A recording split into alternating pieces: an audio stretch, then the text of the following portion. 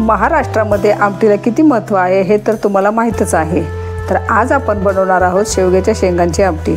शेवग्याच्या शेंगांमुळे मधुमेह नियंत्रित होण्यास व वजन कमी होण्यास मदत होते, असे अनेक फायदे आहेत। नमस्कार मैत्रिणींनो, साचिद मॉम किचनमध्ये तुम्हा सर्वांचं स्वागत आहे। आज आपण बनवणार आहोत शेवग्याच्या शेंगांची आमटी। चला तर मग जास्त वेळ न घालवता रेसिपीला सुरुवात करूया। साहित्य पाहूया। एक मध्यम आकाराचा टोमॅटो बारीक कट करून घेतलेला आहे। हे पाव चमचा हिंग आहे, हे 1 चमचा लाल तिखट आहे, हे पाव चमचा हळद आहे, थोडेसे जिरे घेतलेले आहे, थोडीशी मोहरी घेतलेली आहे, अर्धा चमचा गरम मसाला आहे, थोडी कढीपत्त्याची पानं आहेत, एक मध्यम आकाराचा कांदा उभा चिरून घेतलेला आहे, ही थोडी कोथिंबीर आहे, हे 1-1.5 चमचा धने पावडर आहे आणि हे अर्धा चमचा जिरे पावडर आहे। 100 ग्राम प्रमाणात मी तुरीची डाळ 2-3 पाण्याने स्वच्छ धुवून घेतलेली आहे आणि तिला अर्धा तास भिजत ठेवली होती, म्हणजे आपली डाळ छान मऊसूद आणि पटकन शिजेल। बाजारातून खूप जास्त पातळही नाही आणि खूप जास्त जाडही नाही, मध्यम पण चांगले गाभेदार अशा छान लांब लांब शेंगा छान निवडून घ्यायच्या आहेत। महत्त्वाचे म्हणजे शेंगा दाबून बघायच्या आहेत, चांगल्या भरीव अशा घट्ट लागल्या पाहिजेत। पोकळ शेंगा आपल्याला अजिबात घ्यायच्या नाहीत आणि दोन्ही साईड काढून घ्यायच्या आहेत। साईडच्या जितकी साली निघतील तितक्या साली आपण काढून घेणार आहोत।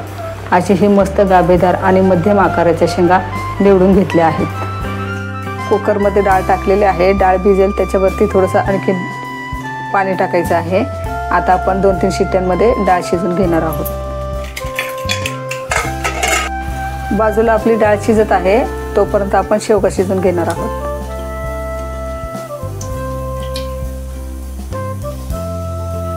1-1.5 पळी तेल टाकलेलं आहे।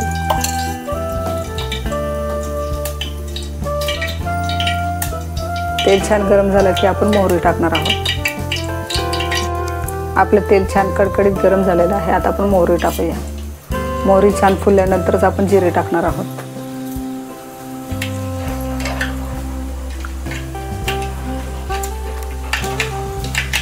मोहरी चांगली तडतडलेली आहे, आता आपण जिरे टाकूया।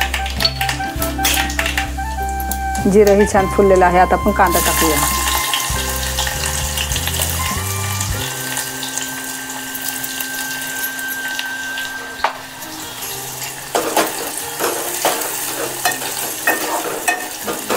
कांदा फक्त मऊ होईपर्यंतच आपल्याला शिजवून घ्यायचा आहे, जास्त गुलाबी वगैरे करायचं नाहीये।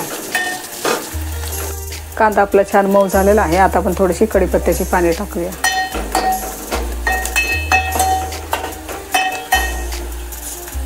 कढीपत्ता कांदा तळून झाल्यानंतर टाकल्यामुळे आपल्या कढीपत्त्याचा कलर छान हिरवा राहील। 1-2 मिनिटांसाठी परतून घेतलेला आहे। आता आपण टोमॅटो टाकूया।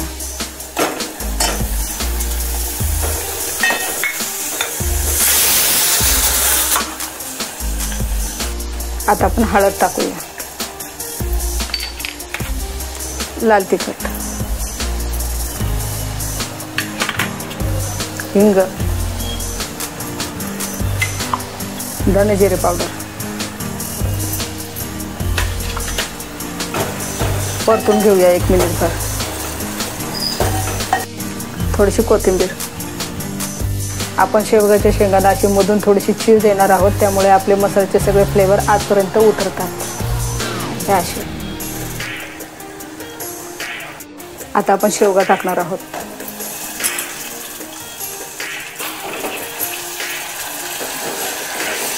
छान मिक्स करून घेऊया।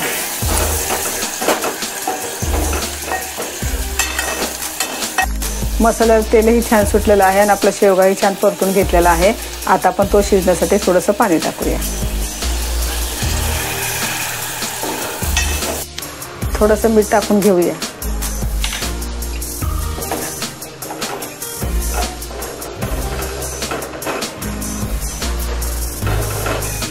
आता आपण 10 मिनिटांसाठी शिजवून घेऊया। आपली डाळ छान शिजलेली आहे। आता आपण तिला पळीच्या सहाय्याने घोटून घेऊया।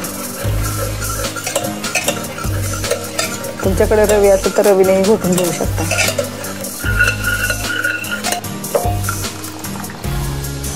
आता आपण चेक करूया आपला शेवगा शिजलाय का।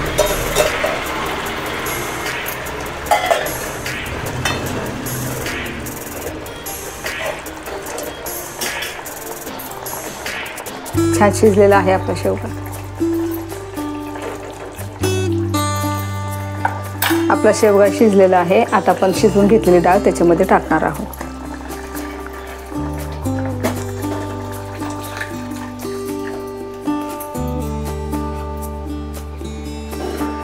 मिक्स करून घेऊया। तुम्हाला पातळ घट्ट जसं हवं आहे तसं तुम्ही त्यामध्ये पाणी ॲड करू शकता।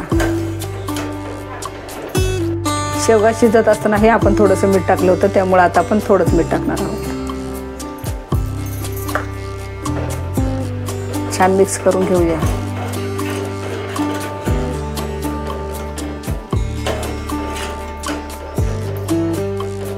ह्याला छान आपण एक उकळी आणून घेऊया। डाळीला हलकीशी उकळी आलेली आहे। आता आपण त्याच्यामध्ये घेतलेला गरम मसाला टाकूया। मिक्स करून घेऊया। तुम्हाला हवे असेल तर याच्यामध्ये तुम्ही चिंच किंवा कोकमही टाकू शकता। आता आपल्या डाळीला छान उकळी आलेली आहे।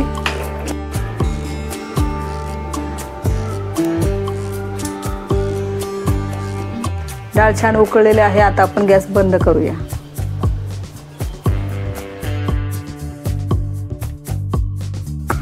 आपली शेवग्याच्या शेंगांची आमटी तयार आहे। अशाच नवनवीन रेसिपी पाहण्यासाठी माझ्या चॅनलला लाईक करा, शेअर करा, सबस्क्राईब करा। धन्यवाद।